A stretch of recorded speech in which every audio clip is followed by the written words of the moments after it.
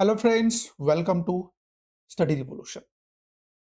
आज महिन्याचा आणि वर्षाचा पहिला दिवस 1 जानेवारी 2026 चा दहिंदू आपण आज बघतोय. माझं नाव आहे महेश आणि हे डिस्कशन आपल्या मातृभाषेतून म्हणजे मराठीमधून आपण करत असतोय. मग या डिस्कशनचं स्वरूप जे आहे तो पहिल्यांदा समजून घेऊया. ते तुम्हाला माहिती असणं गरजेचं आहे.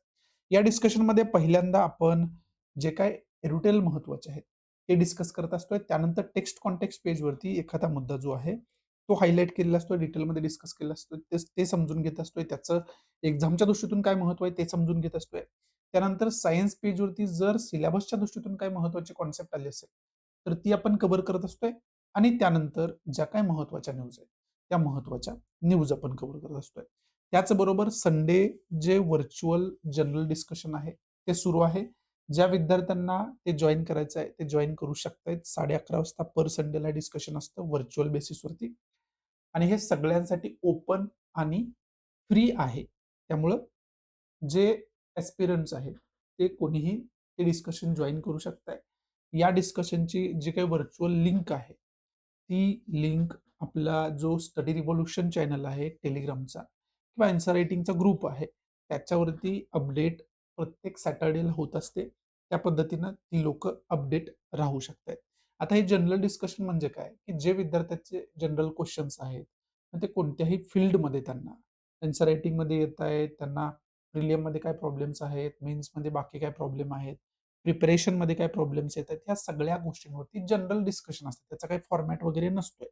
हे फक्त विद्यार्थी ट्रॅकवरती आहे का नाही, हे चेक करण्यासाठी ते विद्यार्थी ते डिस्कशन जॉइन करू शकतात, की आपली स्टडी जी आहे, आपला जो अभ्यास आहे, तो व्यवस्थित ट्रॅकवरती आहे का? आपण भटकत तर नाहीयेत ना? हे जे काय ह्या ज्या काही मार्केटच्या अपडेटेड गोष्टी आहेत, अपडेट राहणं अभ्यासाबरोबर, त्याच्यासाठी एक आपल्याला खरं तर टॅप करण्यासाठी काहीतरी हवं असतं, की हां, आपण ट्रॅकवर आहे, हे जाणीव करून देण्यासाठी. त्याच्यासाठी खरं तर ते जनरल डिस्कशन आहे. ते सगळ्यांसाठी ओपन आणि फ्री आहे. जर तुम्हाला वाटते, की त्याची गरज आहे तुमच्यासाठी, तर तुम्ही सुद्धा ते जॉइन करू शकताय. असो, आपण डिस्कशनला सुरुवात करूया. बघूया, पहिलं महत्वाचं एडिटल आपल्यासाठी कोणतं आहे आणि ते आपल्याला काय शिकवून जाते ते. पहिलं जे एडिटल आहे ना, ते जिओग्राफीच्या दृष्टीतून आपल्यासाठी खूप जास्त महत्वाचं एडिटल आहे. त्यामुळे हे व्यवस्थित ह्याच्यामध्ये ज्या काही तथ्यात्मक गोष्टी आहेत, त्या तथ्यात्मक गोष्टी तुम्ही व्यवस्थित लक्ष देऊन त्या खरं तर समजून घेणं गरजेचं आहे. त्याचबरोबर त्या नोट करून घेणं गरजेचं आहे. ही तुमच्याकडून अपेक्षा हे एडिटल समजून घेत असताना तरच त्याचा आपण चांगल्या पद्धतीनं एक्झाम पर्स्पेक्टिव्हनं उपयोग करून घेऊ शकतोय. हे सगळ्यात महत्त्वाचा डिस्क्लेमर तुम्ही समजू शकताय. एडिटोरियलच्या सुरुवातीलाच तुम्हाला मी सांगतोय. सुरुवात करूया, बघूया याच्यामध्ये आपल्याला काय दिलेलं आहे. आणि हे एस. सोमनाथ यांनी इस्रोची महत्त्वाची पर्सनॅलिटी ही मानली जाते. ऑब्व्हियसली आहेच. त्यांनी हे एडिटोरियल लिहिलेलं आहे. त्यामुळे त्याचं एक वेगळं इम्पोर्टन्स होतं. हे आपल्याला समजून घेणं खूप जास्त गरजेचं आहे. आणि या एडिटोरियलमध्ये आपल्याला लेखकानं समजावून काय सांगितलं, की स्पेस टेक्नॉलॉजीमध्ये आपण खऱ्या अर्थानं कशा पद्धतीनं प्रोग्रेस करतोय, हे या ठिकाणी आपल्याला समजावून सांगितलेलं आहे. आणि येणारा भविष्यकाळ जो आहे, तो कसा उज्ज्वल असणार आहे इस्रोसाठी, हे याच्यामध्ये खरं तर समजावून सांगितलेलं आहे. मग ते सांगत असताना लेखकानं आपल्याला काही तथ्यात्मक गोष्टी सांगितल्या आहेत. जर आपण बजेटचा विचार केला, जर आपण स्पेस रिसर्चवरती याच्या अगोदर गव्हर्नमेंट किती खर्च करत होतं, त्याच्यासाठी बजेट किती अलोकेट केलं जात होतं, इथपासून जर सुरुवात केली, तर तिथेच आपल्याला समजून घेता येईल, की गोष्टी कशा पद्धतीनं खऱ्या अर्थानं चेंज होताना आपल्याला खरं तर बघायला मिळत आहेत. मग याच्यामध्ये लेखक आपल्याला हे सांगत असताना आकडेवारी देतोय, the space budget has nearly tripled. Space budget जे आहे ते जवळ-जवळ 3 पटीनं खऱ्या अर्थानं वाढलेलं आहे असं लेखक म्हणतोय. मग त्याच्यामध्ये from 5,615 crore in 2013-2014 to 13,416 crores in 25-26.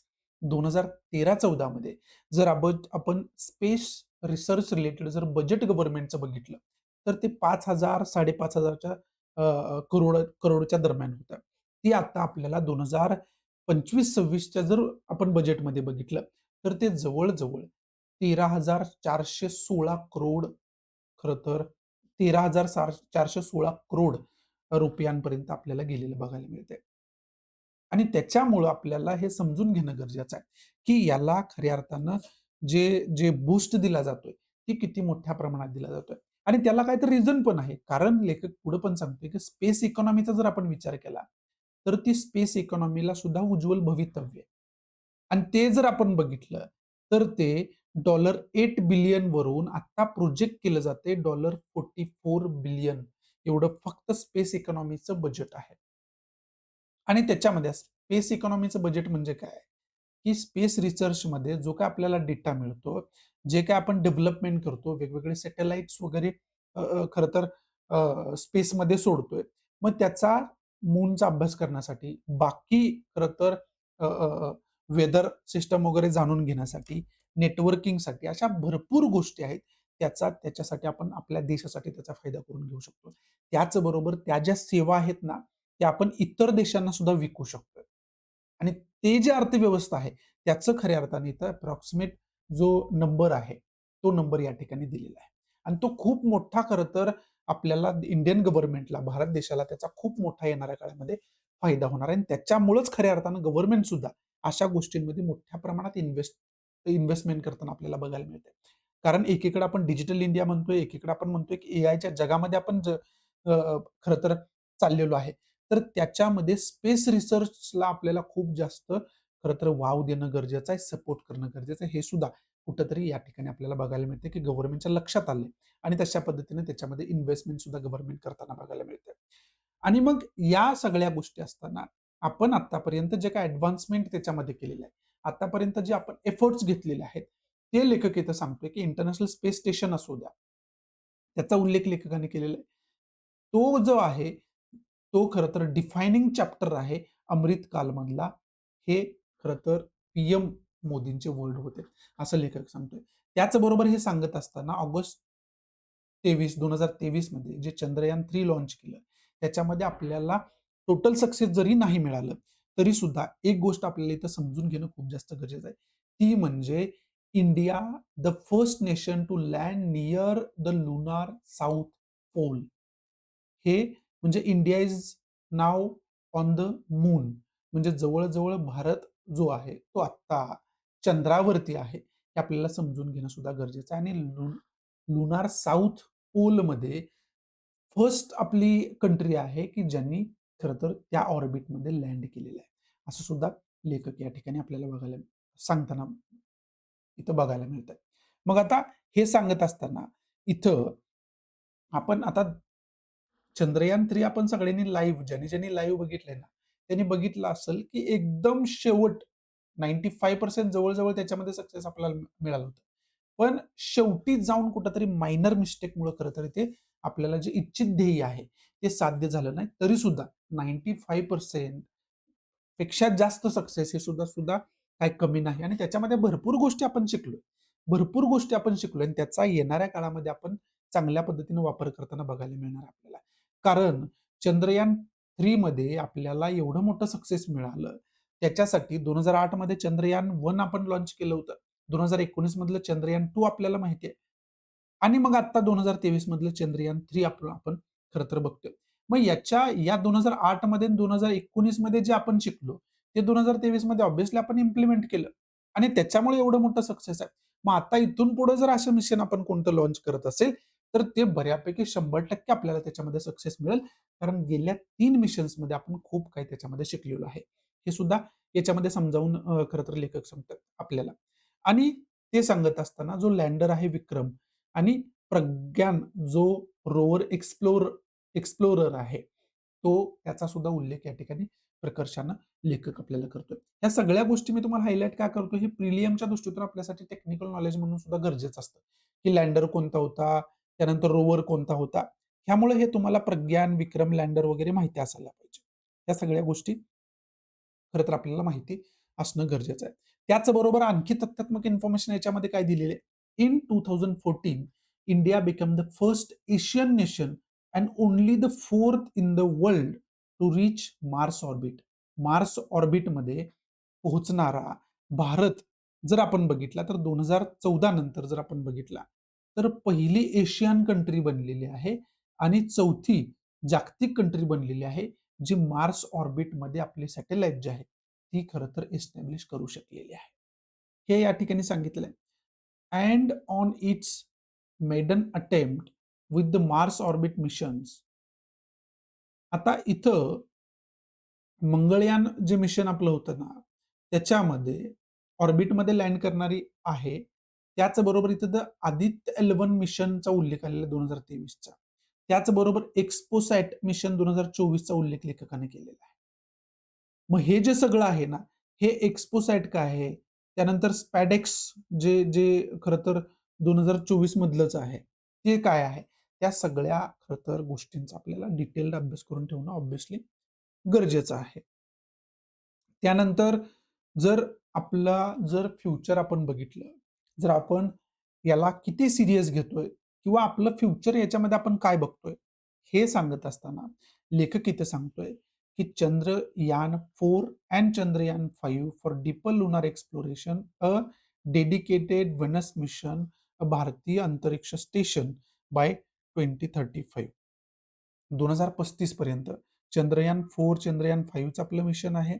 त्याचबरोबर भारतीय अंतरिक्ष स्टेशन एस्टॅब्लिश करण्याचं मिशन आपलं आहे. हे याच्यामध्ये सांगितलेलं आहे. त्याचबरोबर Indian human landing on moon by 2040.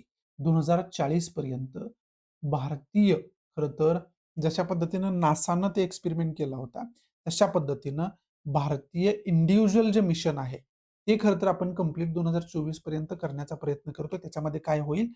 भारतीय मानव खरं तर लँडिंग त्या ठिकाणी करेल मूनवरती. अशा पद्धतीचे खरं तर अँबिशन्स आपले आहेत आणि ते फुलफिल करण्यासाठी खरं तर मोठ्या प्रमाणात एफर्ट्स आपण घेतोय, असं लेखक या ठिकाणी सांगतोय.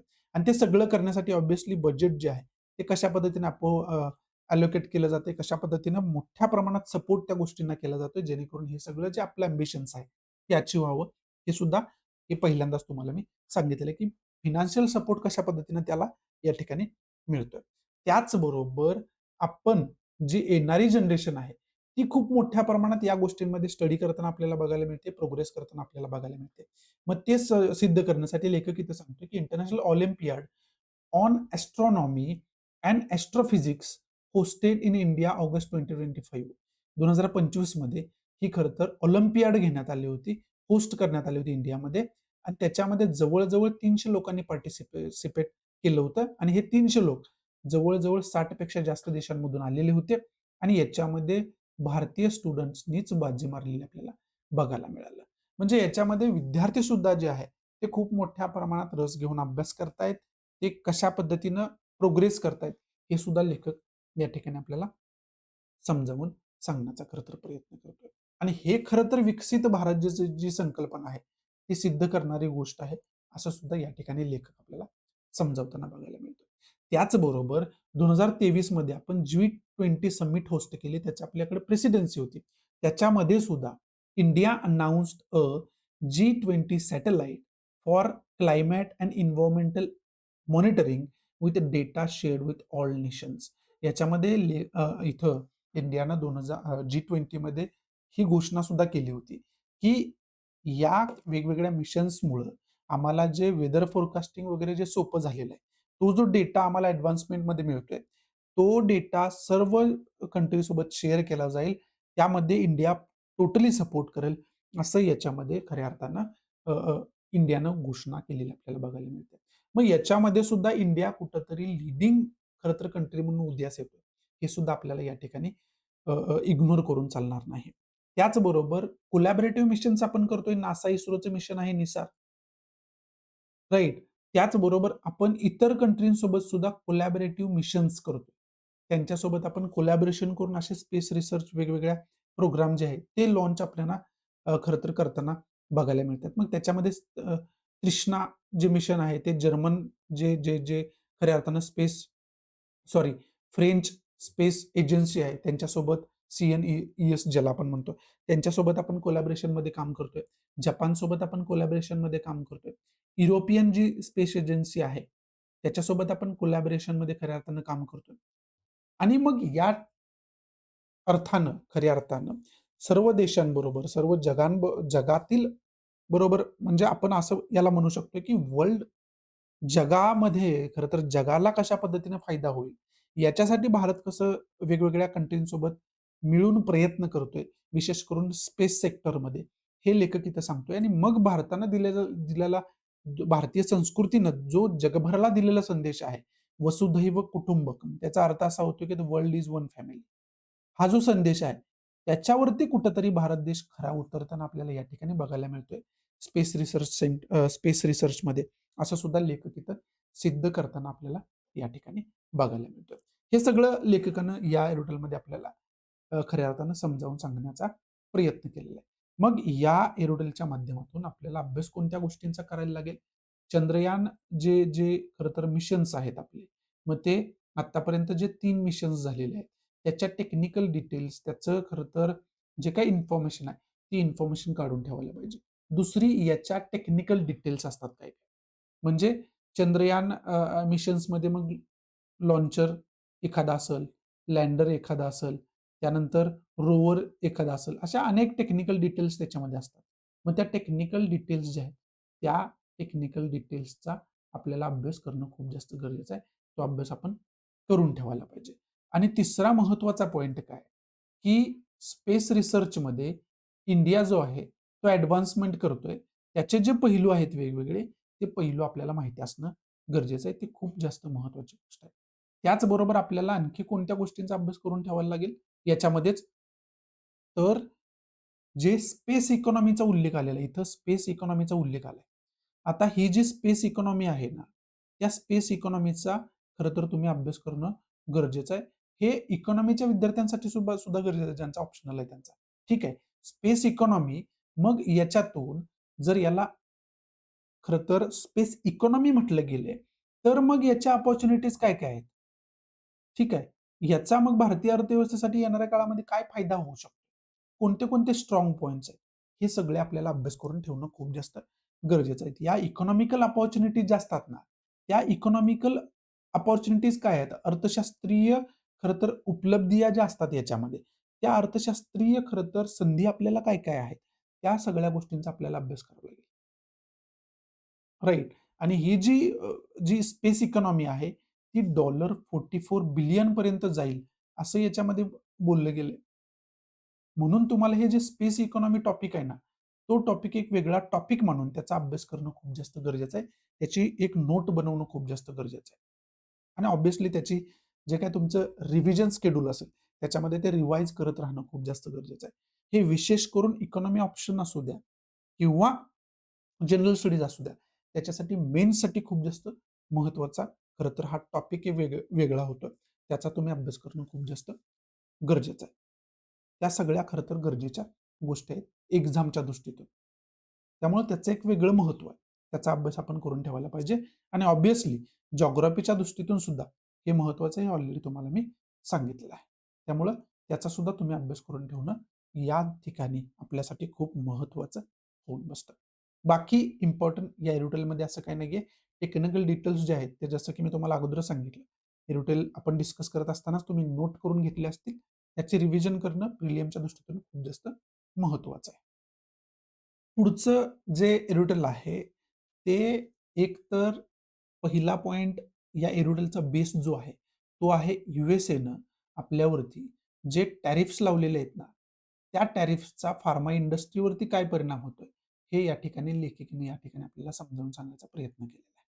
ठीक आहे. हा पहिला या एरिटलचा बेस पॉइंट आहे. दुसरा याचा बेस पॉइंट काय? Pharma industry. आता फार्मा इंडस्ट्रीमध्ये जर आपण बघितलं ना, 2 गोष्टींमध्ये खूप मोठं खरं तर डिबेट आता काही गेल्या 3-4 वर्षापासून आपण बघतोय. ते म्हणजे ब्रँडेड मेडिसिन आणि जेनरिक मेडिसिन. या 2 गोष्टींमध्ये आपण जो आहे, तो खूप मोठा डिबेट या ठिकाणी बघत आलेलो आहे. मग ते सुद्धा याच्या अंतर्गत आपल्याला समजून घ्यायचं आहे. पहिलं समजून घेणं काय गरजेचं आहे, की यू-एस-एनं आपल्याला टॅरिफ लावलेत. म्हणजे यू-एस-एला जे आपण फार्मा प्रॉडक्ट जे आहे, ते एक्सपोर्ट करत होतो, त्याच्यावरती टॅरिफ लावल्यामुळे ऑब्व्हियसली ते तिथं महाग जाणार आहेत किंवा ते एक्सपोर्ट करणं पहिल्यासारखं आपल्याला सोपं राहिलेलं नाहीये. आणि तिथल्या मार्केटमध्ये हे फार्मा प्रॉडक्ट्स आहेत, ते आपण कम्पीट करू शकत नाहीये.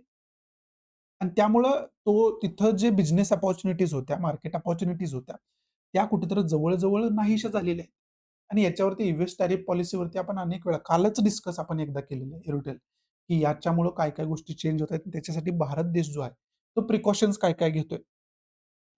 आता याच्यामध्ये पहिल्यांदा हे जे आहे, ते यूएसएची पॉलिसी समजून घेत असताना, हे सर्वांगीण पहिल्यांदा तुम्हाला समजावून सांगतो, की हे काय आता यूएसए जो आहे, तो यूएसए आपल्यावर वेगवेगळ्या टॅरिफ्स लावतो.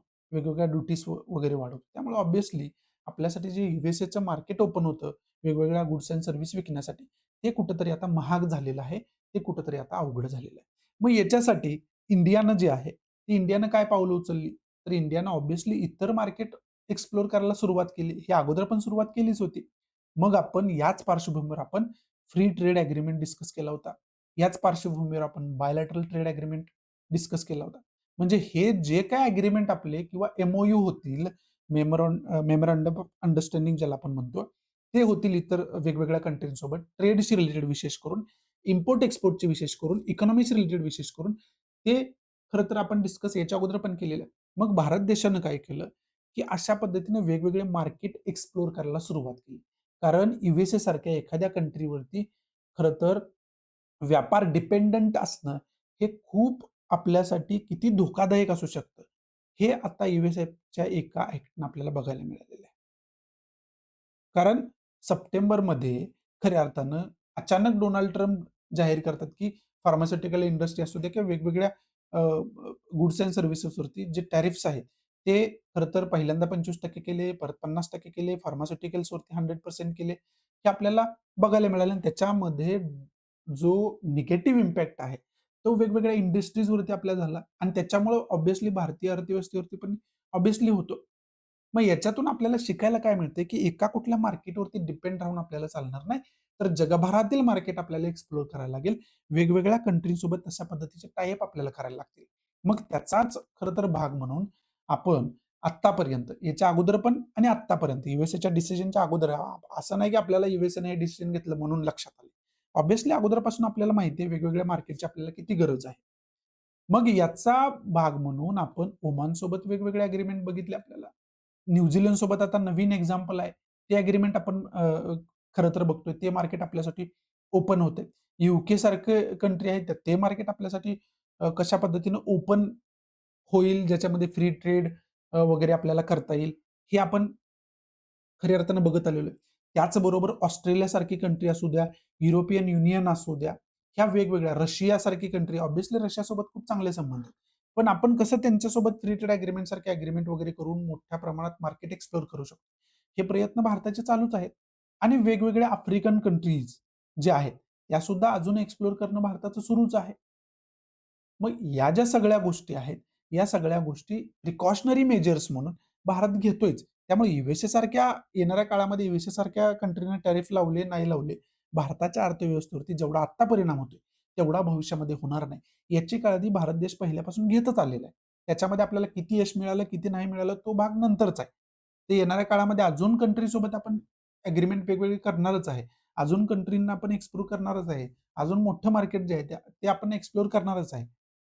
ते आपल्याला खऱ्या अर्थानं दिसते. हा झाला एक पार्ट, जो एअरटेलमध्ये आपल्याला खरं तर समजावून घेणं गरजेचं आहे. या एअरटेलमध्ये लेखिका ज्या आहेत ना, त्यांनी खऱ्या अर्थानं फक्त फार्मास्युटिकल इंडस्ट्रीवरती खूप जोर दिलेला आहे.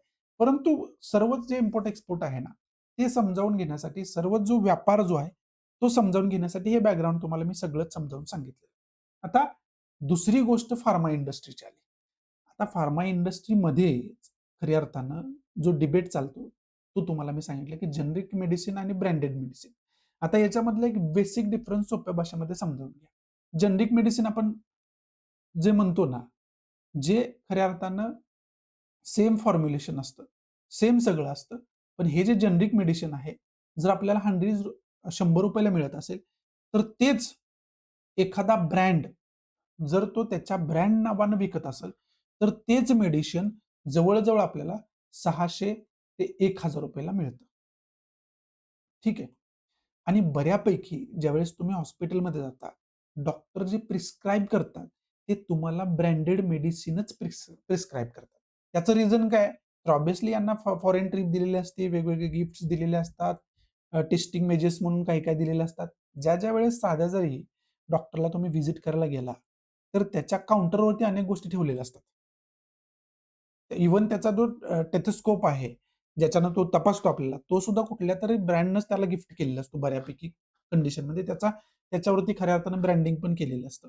मग ही कशी इंडस्ट्री जी आहे, ती आपल्याला जेनेरिक मेडिसिन जी आहे, त्याच्यापासून दूर ठेवून हे जे काही प्रायव्हेट कंपनी आहेत, त्यांचं जे मेडिसिन आहे, ते एवढ्या मोठ्या प्रमाणात किंमत लावून आपल्याला विकलं जातं आणि त्याच्यामुळं खऱ्या अर्थानं जर हॉस्पिटल एक्सपेन्स जो आहे, तो या अशा पद्धतीच्या मेडिकल्स जे मेडिसिन्स आहेत, त्याच्यामुळं आणि सर्जिकल इक्विपमेंट सुद्धा वेगवेगळे यांचे असतात. त्याच्यामुळं खूप महाग होऊन बसतात. हे आत्तापर्यंत आपण बघितलेलं आहे. आणि तेच जे आहे, ते सेम कंपोझिशन आहे, ते सेम जी मेडिसिन आहे, तीच आपल्याला जेनरिक जर मेडिकलमध्ये आपण गेलो, तर ती आपल्याला ₹100 ला मिळत असते. पण ते ऑब्व्हियसली त्याच्यामध्ये खरं तर प्रॉफिट मार्जिन जास्त नाहीये, मधली चेनला पैसे वाटले जास्त जात नाहीये, त्यामुळे त्याच्याकडे कोणाचं लक्ष जात नाही. पण गेल्या काही वर्षांमध्ये याचा सुद्धा अवेअरनेस जो आहे, तो पब्लिकमध्ये आलेला आपल्याला बघायला मिळतो. वेगवेगळे जे इन्फ्लुएन्सर्स आहेत, वेगवेगळे अ, अ, खऱ्या अर्थाने YouTubeवरती जरी तुम्ही गेला ना, तर अनेक पद्धतीची इन्फॉर्मेशन याची तुम्हाला बघायला मिळेल. ठीक आहे. म्हणजे जेनेरिक मेडिसिन हा स्पेसिफिक कुठला मोठा ब्रँड नसतो. ते विकत असतात खूप कमी किमतीमध्ये. त्याला आपण जेनेरिक जे इंडिजिनसली खरं तर डेव्हलप केलेली असते. त्याला आपण जेनेरिक सोप्या भाषेमध्ये मेडिसिन म्हणू शकतो आणि ब्रँडेड म्हणजे एखादा ब्रँड असतो त्याच्या पाठीमागे आणि त्याची एक वेगळी खरं तर ते विकण्यामागची फिलॉसॉफी असते. त्याला आपण ब्रँडेड मेडिसिन खरं तर म्हणतो. मग आता याच्यावरती गव्हर्नमेंट सुद्धा प्रिकॉशन्स घेतले होते. हे जे काही अवाढव्य किमती लावतात ना, त्याच्यावरती कॅप लावली होती गव्हर्नमेंटने. पण त्याचं खऱ्या अर्थाने इम्प्लिमेंटेशन तेवढं प्रभावी झालं नाही. त्यामुळं मग गव्हर्नमेंटनंच निर्णय काय घेतला, की गव्हर्नमेंटच जे काही जेनरिक मेडिसिन्स आहेत, ते विकायला सुरुवात करेल. म्हणून आपल्याला बघायला मिळालं, प्रधानमंत्री भारतीय जनऔषधी परियोजना, पी-एम-बी-जे-पी हे आपल्याला बघायला मिळालं. त्याच्या अंतर्गत जवळ-जवळ 16,912 जनऔषधी केंद्र ओपन करण्यात आले 2025 मध्ये. आणि मग त्याच्यामध्ये खऱ्या अर्थानं तुम्हाला जेनेरिक मेडिसिन्स वगैरे एकदम स्वस्त दरामध्ये उपलब्ध करून दिले जातात. आणि बऱ्यापैकी या जेनेरिक मेडिसिनच्या क्वालिटीविषयी खरं तर वेगवेगळे rumors फैलवले गेले. ऑब्व्हियसली जर जेनेरिक मेडिसिन्स विषयी तुम्हाला इन्फॉर्मेशन मिळाली, तर तुम्ही कशाला ब्रँडेड मेडिसिन घेताल? जेनेरिक मेडिसिनच घेणार तुम्ही. आणि त्या जेनेरिक मेडिसिनमुळं त्याच्या अफोर्डेबिलिटीमुळं जे middle class, lower middle class आहेत, त्यांना सुद्धा उपचार घेणं स्वस्त होऊन बसेल. आणि मग ब्रँडेड मेडिसिन जे आहेत, त्या कंपन्या आहेत, त्या व्यवसाय कशा करू शकतील? म्हणजे त्यांचाच कुठेतरी योगदान सुद्धा आहे. कशामध्ये? की जेनेरिक मेडिसिन क्वालिटी नाहीये, अशा पद्धतीचे रुमर्स पसरवण्यासाठी मध्ये. पण जे ब्रँडेड मेडिसिन असतात, त्यांना ज्या क्वालिटी टेस्टमधून जावं लागतं, सेम जेनेरिक मेडिसिन सुद्धा म्हणजे कोणतीही मेडिसिन असू द्या, त्यांची एक ठराविक क्वालिटी टेस्ट असते. ते त्यांना पास करावी लागते. त्याच्यानंतरच तुम्ही ते मार्केटमध्ये असं आणू शकता आणि ऑब्व्हियसली ते पण काय कुठल्या रिटेल स्टोअरमध्ये तुम्हाला मिळत नसते. ते प्रिस्क्राईब केल्यानंतरच मेडिकल स्टोअरमध्ये प्रॉपरली तुम्हाला ते मिळतं. राइट. अशा सगळ्या खरं तर गोष्टी आहेत. त्यामुळं हा जो अवेअरनेस आहे, तो अजून सुद्धा होणं खूप जास्त गरजेचं आहे आणि याच्यावरती अजून प्रिकॉशनरी मेजर्स गव्हर्नमेंटला घेणं गरजेचं आहे. हे काय याच्यामध्ये काही दुमत नाहीये. परंतु आत्तापर्यंत जे मेजर्स गव्हर्नमेंटने घेतलेले, हे खरं तर आपल्याला माहिती असणं गरजेचं आहे. हा खरं तर जेनेरिक मेडिसिन, ब्रँडेड मेडिसिनचा एक डिबेट आहे, जो तुम्हाला मला समजावून सांगायचा होता. आता राहिला मुद्दा काय, की यूएसएनं टॅरिफ लावल्यामुळं खूप मोठ्या प्रमाणात एक्सपोर्ट यूएसएला आपण फार्मा प्रॉडक्ट करत होतो. ते कुठेतरी आपलं खरं तर जवळ-जवळ बंद झालेलं आहे. किंवा जर केलं तरी ते पहिल्यासारखं आपण त्याच्यामध्ये खूप जास्त पैसे कमवू शकाल किंवा तिथं खूप मोठ्या प्रमाणात त्या प्रॉडक्टचा, सर्व्हिसचा सेल होईल, असं याच्यामध्ये खरं तर आपल्याला दिसत नाहीये. मग याच्याशी रिलेटेड लेखिकेनं आपल्याला आकडेवारी समजावून सांगितली, जे की आपल्यासाठी महत्वाचं आहे, जे तुम्ही नोट डाउन करून ठेवायला पाहिजे. आता ग्लोबल जर जागतिक परिस्थिती आपण बघितली, तर फार्मास्युटिकल एक्सपोर्ट जर आपण ग्लोबल बघितला, तर valued at over $850 billion in 2024. Thrive on aging populations, chronic diseases and post COVID-19 pandemic innovations. जर ग्लोबल पर्स्पेक्टिव्ह आपण बघितलं, तर ग्लोबल फार्मास्युटिकल एक्सपोर्टची व्हॅल्यू जी आहे, ती $850 बिलियन पेक्षा जास्त आहे. हे 2024च्या वर्षानुसार लेखक आपल्याला सांगते. मग याच्यामध्ये जर्मनी असू द्या, स्वित्झर्लंड असू द्या, USA असू द्या, हे लीडिंग एक्सपोर्टर होते 2023-24 मध्ये. आणि जर आपण लीडिंग इम्पोर्टर, टॉप इम्पोर्टर जर आपण बघितले, तर खऱ्या अर्थानं त्याच्यामध्ये USA आहे, स्वित्झर्लंड आहे, जर्मनी आहे, बेल्जियम आहे आणि चायना आहे. हे टॉप इम्पोर्टर्स आहेत. त्यांना खरं तर फार्मास्युटिकल्स प्रोडक्टची वगैरे सगळ्यात जास्त गरज भासते. त्यांना इम्पोर्ट करावं लागतं. त्याचबरोबर युरोपियन युनियन जर बघितलं, तर त्याच्यामध्ये सुद्धा त्याचा सुद्धा जो आकडा आहे, तो खूप मोठ्या प्रमाणात आहे. आणि मग हे सगळं ग्लोबल पर्स्पेक्टिव्ह समजावून सांगत असताना लेखिका सांगते, की India the third largest exporter by volume shift $27 billion in 2023, rising $30.47 billion in 2025. 2023 मध्ये इंडिया ही जगातली तिसरी सगळ्यात मोठी कंट्री आहे, जी खूप मोठ्या प्रमाणात फार्मास्युटिकल प्रोडक्ट जे आहे ते एक्सपोर्ट करते. 2023 मध्ये $27 बिलियन एक्सपोर्ट करत होता आपण. ते वाढवून 2025 मध्ये ते $30.47 बिलियन एवढं झालेलं आहे. असं लेखिका आपल्याला या ठिकाणी समजावून सांगते. मग तिथं जेनेरिक डॉमिनेशन जे आहे, ते जवळ-जवळ 70% आहे एक्सपोर्टमध्ये यूएस आणि युरोपमध्ये. हे सुद्धा लेखिका आपल्याला समजावून सांगण्याचा प्रयत्न करते. मग आता इथं फार्मास्युटिकल इन्ग्रेडियंट्स जे आहे, ते इन्ग्रेडियंट्स खूप जास्त खरं तर आपल्याला इम्पोर्ट करावं लागतात आणि ते बऱ्यापैकी जे आहे ते चायनाकडून इम्पोर्ट होतात वगैरे, वगैरे इथं आपल्याला सांगितलेलं आहे. आणि मग ह्या सगळ्या गोष्टी आपल्याला डिबेट बघायला काय मिळालं, की खूप मोठ्या प्रमाणात महाग हे मेडिसिन्स आपल्याला मिळतात.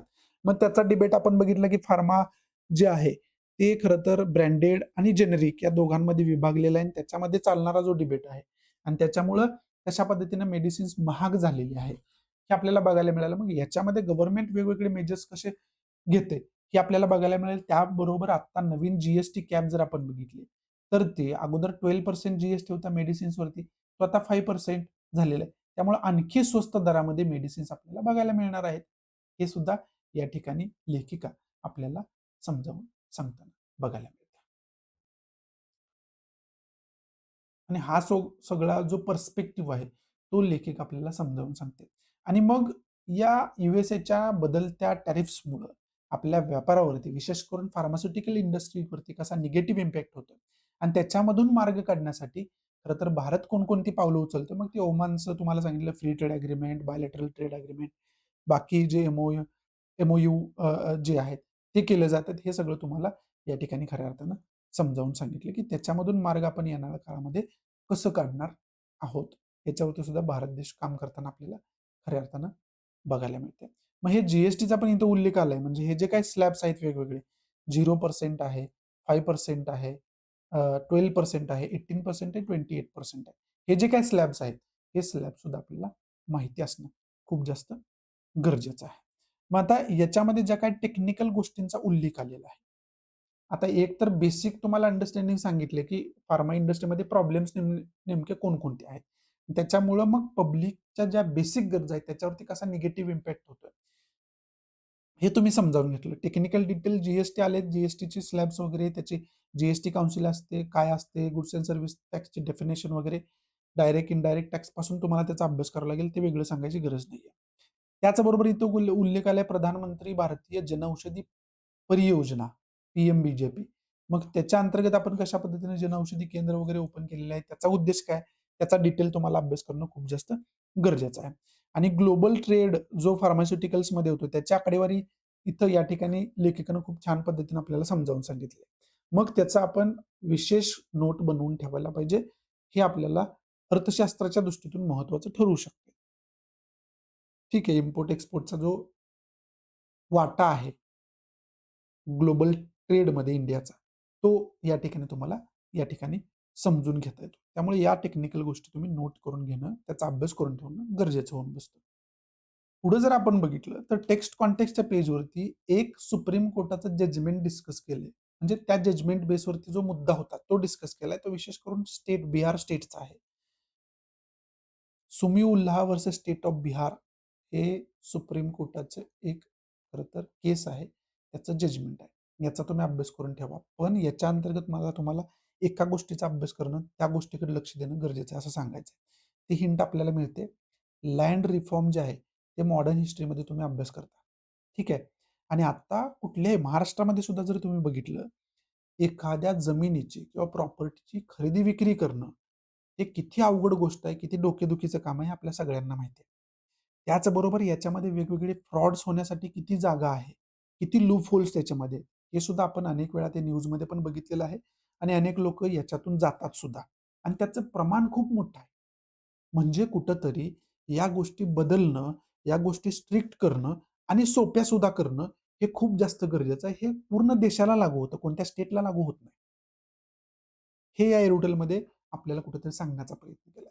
त्यामुळे याच्या अंतर्गत आपल्याला अभ्यास कोणत्या गोष्टींचा करून ठेवायचा हे नीट लक्ष द्या. हे बिहार स्टेटचा प्रॉब्लेम फक्त याच्यामध्ये डिटेलमध्ये डिस्कस केला. ते आपल्यासाठी इम्पोर्टंट नाहीये. आपल्यासाठी इम्पोर्टंट या केसचा तर अभ्यास करा प्रिलियमच्या दृष्टीतून आणि मेन्समध्ये तुम्हाला तथ्यात्मक इन्फॉर्मेशन ज्यावेळेस द्यायला लागते त्यावेळेस केसेस वेगवेगळ्या तुम्ही कोट करता.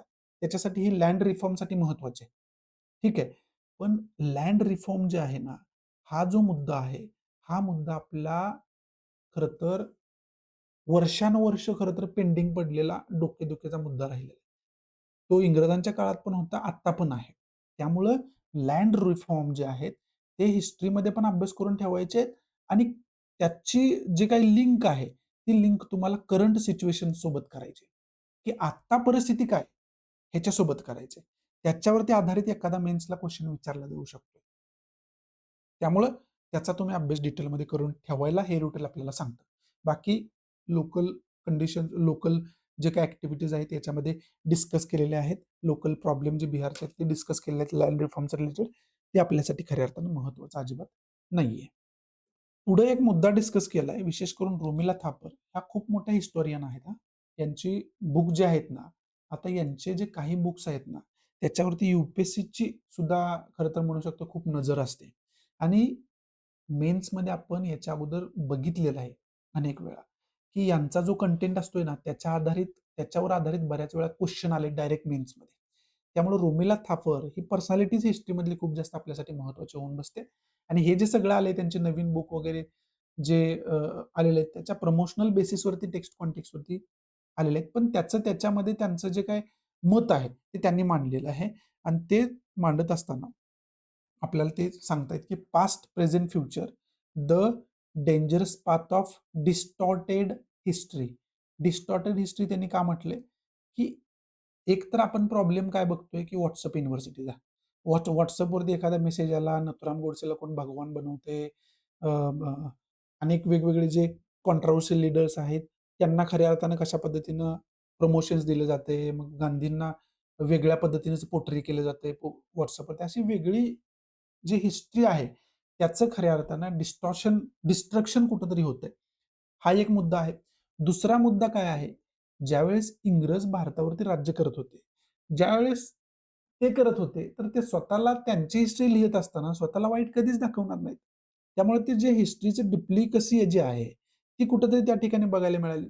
मग असे वेगवेगळे चॅलेंज हिस्ट्रीमध्ये असताना सुद्धा आपल्याला रिअल हिस्ट्री पोर्ट्रे करणं खूप जास्त गरजेचं आहे.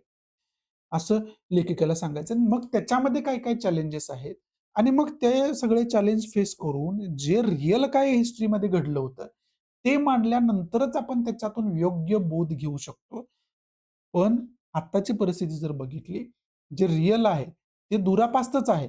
परंतु ते तोडून खरं तर मोडून एक नवीन त्याच्यामधून संकल्पना निर्माण करण्यासाठी पॉलिटिकल अजेंडा असू द्या, पर्सनल अजेंडा असू द्या, ते साध्य करण्यासाठी हिस्ट्रीचं कसं डिस्ट्रक्शन होतंय, हे भारत देशापुढचं किंवा येणाऱ्या जनरेशन पुढचं आपलं सगळ्यात मोठं चॅलेंज आहे, असं रोमिला थापर यांना या ठिकाणी वाटताना आपल्याला बघायला मिळते. तो एक खरं तर मुद्दा होऊ शकतो डिस्टॉर्टेड हिस्ट्रीचा.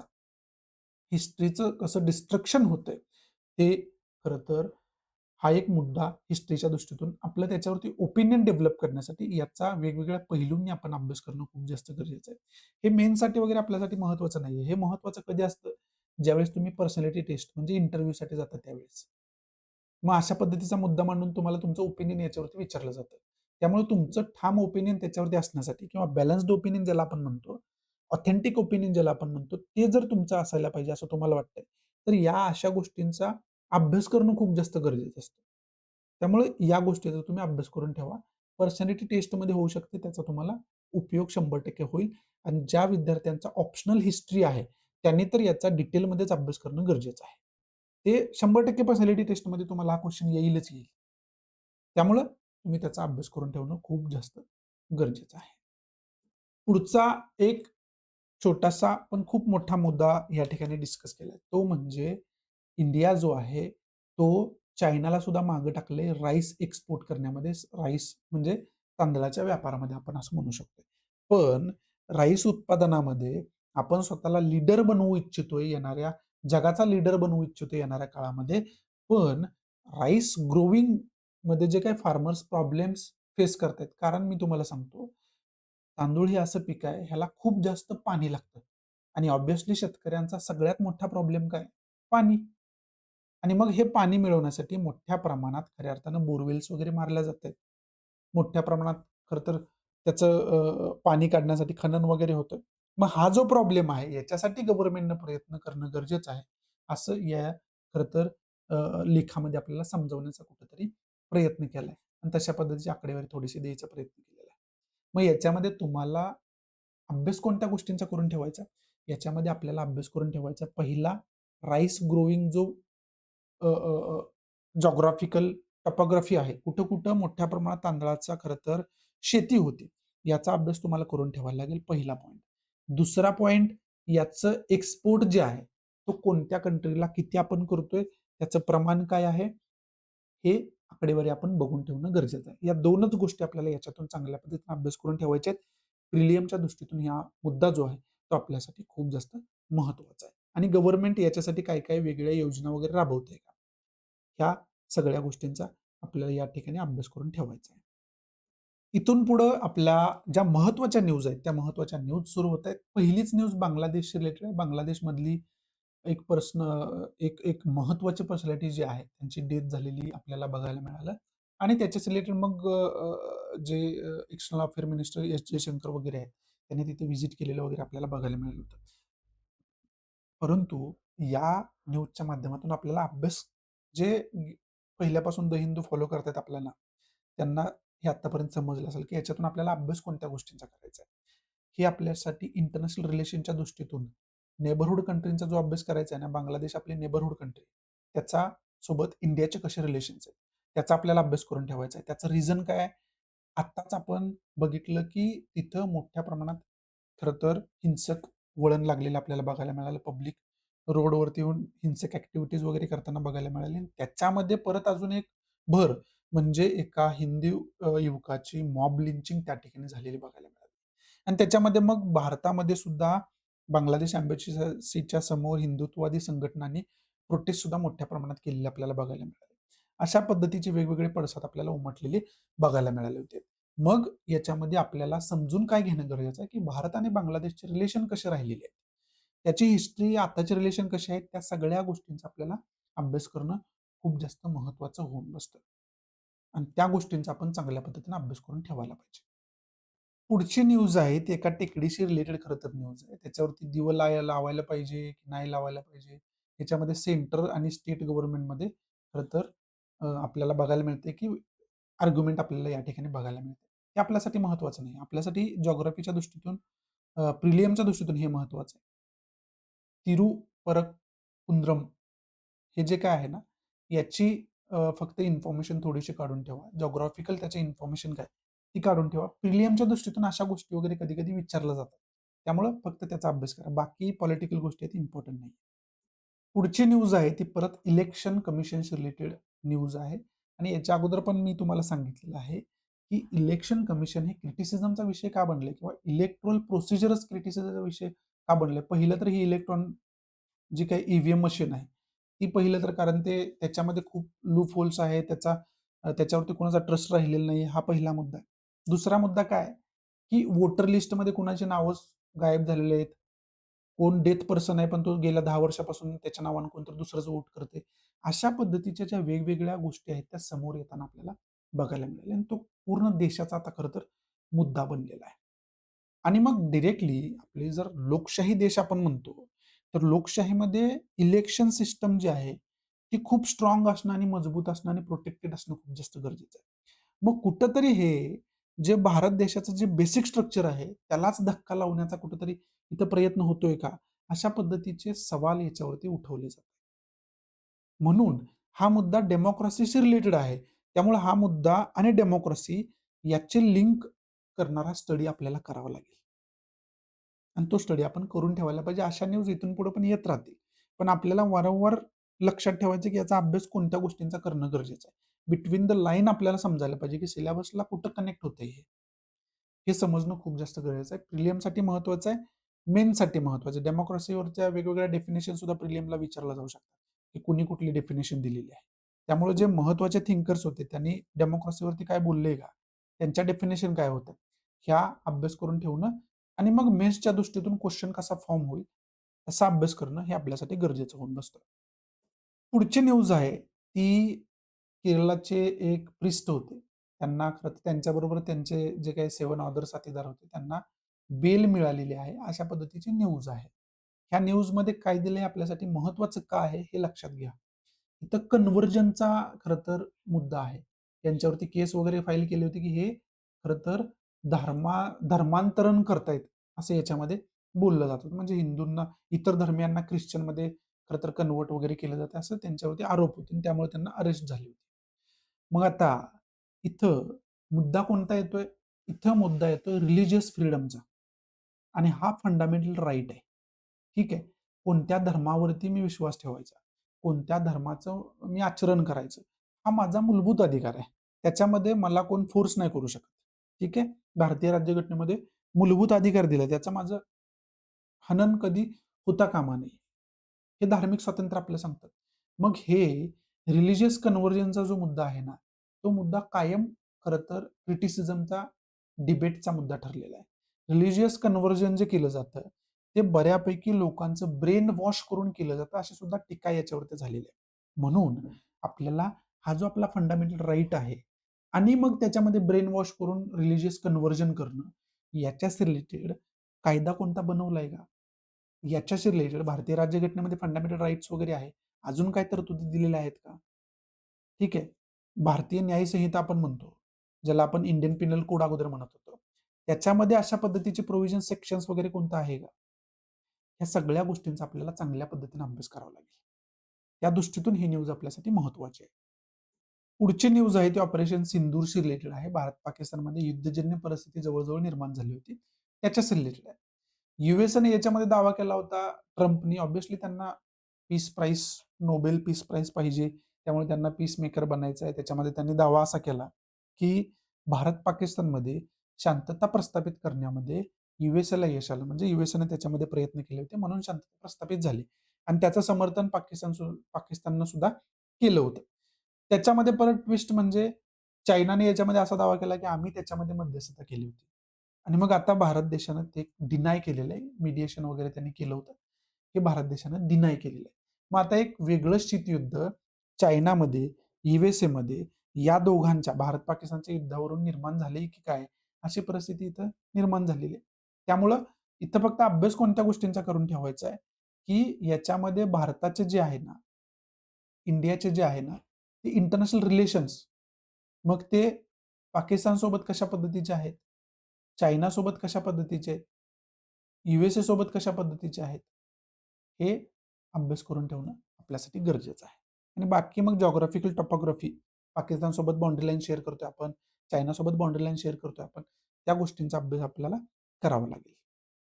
पुढची न्यूज आपल्यासाठी प्रिलियमच्या दृष्टीतून महत्त्वाची आहे. इंडिया आणि यूएईमध्ये आपण मिलिटरी एक्सरसाइज खरं तर कंडक्ट केलेली आहे. त्याचं नाव होतं सायक्लोन सेकंड.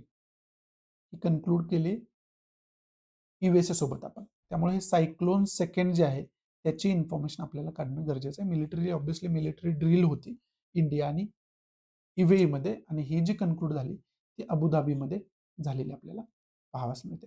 आता हे जे ईवे आहे ना, याच्यासोबत पण आपला फ्री ट्रेड अग्रीमेंट आहे. मग त्याची सिच्युएशन काय आहे? तो कन्क्लूड झालाय की नाही झालाय? त्या गोष्टीचा सुद्धा अभ्यास वेगळा तुम्ही करून ठेवू शकता या दृष्टीतून. आणि मग इंडिया यूएचे जे संबंध आहेत, त्याचा सुद्धा अभ्यास आपल्याला या ठिकाणी करावा लागेल. पुढची न्यूज आहे ते परत इलेक्शन कमिशनचं किंवा इलेक्ट्रोल सिस्टमचं क्रिटिसिझम करणारी न्यूज आहे. त्याच्यामध्ये कोणत्या गोष्टींचा अभ्यास करायचा, हे ऑलरेडी तुम्हाला मी सांगितलेलं आहे. पुढची न्यूज आहे, लेबर कोड खरं तर इंडिया आणतोय. मग त्या लेबर कोडचा तुम्हाला अभ्यास करून ठेवायचा आहे. याच्या अगोदर याचं आपण डिस्कशन केलं की याचा अभ्यास आपल्याला करणं का गरजेचं आहे. हे प्रिलियमच्या दृष्टीतून आणि मेन्सच्या दृष्टीतून खूप जास्त गरजेचं आहे. त्याचा अभ्यास आपण करून ठेवणं गरजेचं आहे. त्याच्यामध्ये पेमेंट ऑफ वेजेस रूल जो आहे, त्याचा उल्लेख आलेला आहे. आणि त्याचबरोबर आणखी जर बघितलं, तर जे वेजेस रूल्स वगैरे 1950 पासून त्याचे जे काही ठरलेलं जे काही क्रोनॉलॉजी चालत आलेली आहे, ती क्रोनॉलॉजी या ठिकाणी आपल्याला इथं याच्यामध्ये हायलाइट केलेली न्यूजमध्ये. मग हे लेबर कोडचं महत्त्व काय? त्याची पार्श्वभूमी काय आहे? ते का आणणं गरजेचं होतं? आत्तापर्यंत का नाही आणले गेले? याच्या अगोदर कोणते रूल्स होते? या सगळ्या गोष्टींचा आपल्याला अभ्यास करून ठेवावा लागेल. पुढची न्यूज आहे, तैवानच्या आसपास चायनानं जे मॉक ड्रिल वगैरे केलं, वेगवेगळे लॉन्चेस लॉन्च केले. त्यामुळं तैवान हाय अलर्टवरती आला, अशा पद्धतीची ही खरं तर न्यूज आहे. आता जर वर्ल्ड मॅप आपण बघितला ना, तर वर्ल्ड मॅपमध्ये आपल्याला या ठिकाणी एक छोटासा देश जो आहे, तो तैवान हा देश दिसतो. आणि इथं चायना ही खरं तर कंट्री आहे. पण यांना असं वाटतं, की तैवान जो आहे, तो चायनाचाच इंटिग्रल पार्ट आहे. हे तैवानला वेगळा देश कधी मानतच नाही. त्यामुळे वेगवेगळ्या पद्धतीनं तिथं कसं आपलं वर्चस्व निर्माण होईल आणि चायनामध्ये त्याला कसं आपण विलीन करू शकेल, याच्यासाठी हे कायम प्रयत्नात असतात. जसं की भारताला पण त्याचा अनेक वेळा त्रास होतो. वेगवेगळ्या हा जो एरिया आहे, हा त्यांनी कब्जा करून ठेवलेला आहे. इथला काही एरिया जो आहे, तो कब्जा करून ठेवलेला आहे आणि आणखी सुद्धा आता आपण बघितले की अरुणाचल प्रदेशवरती एका इंडियनचं मत त्यांना खटकलं. त्यामुळे त्याला 12 ते 14 तास त्यांनी जेलमध्ये ठेवलं होतं. डिटेन करून ठेवलं होतं. ही सुद्धा न्यूज आपल्याला बघायला मिळाली होती. मग ही अशी टेंडन्सी आहे. परत पुन्हा इथं साऊथ चायना सीमध्ये स्वतःचा प्रभाव निर्माण करायचा प्रयत्न करतात. इंडो पॅसिफिक रिजनमध्ये स्वतःचा प्रभाव निर्माण करण्याचा प्रयत्न करतात. तिथं त्यांची दादागिरी वारंवार आपल्याला बघायला मिळते. ही जी टेंडन्सी आहे, ती चायनाची पहिल्यापासून राहिलेली आहे आणि तेच आता तैवानच्या बाबतीत आपल्याला बघायला मिळते. आणि तसं सांगणारी खरं तर तैवानचा जे चायनाचा संघर्ष आहे पहिल्यापासूनचा, त्याचा आपल्याला अभ्यास करून ठेवणं खूप जास्त गरजेचं आहे. आणि मग तो तैवानचा आणि चायनाचा जे काही संघर्ष जे आहे, ते पुन्हा एकदा कुठेतरी खरं तर आपल्याला बघायला मिळेल की काय, असे सिच्युएशन इथे निर्माण झाली होती अशा पद्धतीच्या चायनाच्या ड्रिल्समुळं. आणि ते सांगणारी ही खरं तर न्यूज आहे. पण त्याच्या पार्श्वभूमीला जाऊन आपण एवढ्या सगळ्या गोष्टींचा अभ्यास करणं खूप जास्त गरजेचं होऊन आपल्यासाठी बसतं. इथं खऱ्या अर्थानं आजचा द हिंदू जो आहे, तो आपला समाप्त होतोय. ज्या विद्यार्थ्यांना अँसर रायटिंग करायचं आहे, त्यांच्यासाठी टेलिग्राम चॅनल आहे. तो तुम्ही जॉइन करा. डिस्क्रिप्शन बॉक्समध्ये तुम्हाला टेलिग्राम चॅनलची लिंक दिलेली आहे. ज्या विद्यार्थ्यांना अँसर रायटिंग सुरू करायचं आहे, ते विद्यार्थी तिथं अँसर राईट करू शकतायत मोठ्या प्रमाणात. खरं तर अँसर रायटिंगमध्ये प्रोग्रेस करण्यासाठी तो प्लॅटफॉर्म मी डेव्हलप केलेला आहे. तो सगळ्यांसाठी फ्री, सगळ्यांसाठी ओपन आहे. सगळे विद्यार्थी तिथे येऊन मराठी मीडियम असू द्या किंवा इंग्लिश मीडियम असू द्या, ते तिथे अँसर राईट करू शकतायत. जे द हिंदूमध्ये आपण डेली बेसिसवरती डिस्कस करतो ना, त्याच्यावरती आधारित मी वेगवेगळे क्वेश्चन फॉर्म करून तिथं पोस्ट करत असतो, जेणेकरून त्याच्यासाठी तुम्हाला वेगळा अभ्यास करायला लागू नये. करंट अफेअर्सचे तुम्ही डेली लेक्चर फॉलो करतायत किंवा न्यूजपेपर वाचतायत. त्याच्यात त्या नॉलेजच्या बेसवरती तुम्ही सॉरी अँसर राईट करू शकताय आणि ते अँसर रायटिंग तुम्ही पी-डी-एफ फॉर्मॅटमध्ये Telegramवरतीच तिथं मला पाठवू शकतायत. मी पर्सनली ते जे अँसर्स आहेत त्याच्यावरती तुम्हाला फीडबॅक देतोय. आणि ऑब्व्हियसली एकमेकांच्या अँसर्स रायटिंग बघून सुद्धा तुम्ही खूप मोठ्या प्रमाणात त्या ठिकाणी प्रोग्रेस करू शकताय. त्या दृष्टीतून ते तुमच्यासाठी महत्त्वाचं होऊ शकतं. सो आवडत असेल तर प्लीज लाईक करा, नसेल तर डिसलाईक करा आणि डिसलाईक का केलं हे कमेंट बॉक्समध्ये सांगा. जेणेकरून मी अजून इम्प्रोवाइज करण्याचा प्रयत्न करेन. त्याचबरोबर प्लीज जास्तीत जास्त विद्यार्थ्यांना शेअर करा. तुम्ही शेअर केलं तरच मी त्यांच्यापर्यंत पोहोचू शकतोय. त्यामुळं प्लीज जास्तीत जास्त विद्यार्थ्यांना शेअर करा. सो या ठिकाणी मी तुमची रजा घेतो. भेटूया अशाच आपण इंटरेस्टिंग नवनवीन लेक्चरमध्ये. तोपर्यंत thanks for watching. Goodbye. Take care. जय हिंद.